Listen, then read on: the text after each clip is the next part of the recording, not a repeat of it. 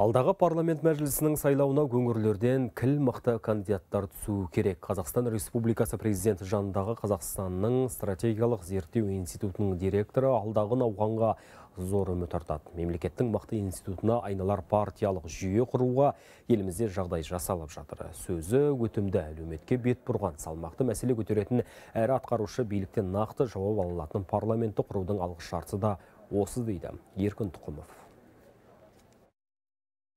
Я надеюсь, что вот эти все пласт политических реформ. Қазіргі саяси реформалар экономикалық реформаларда тиімді жүргізуге мүмкіндік береді деп үміттенемін.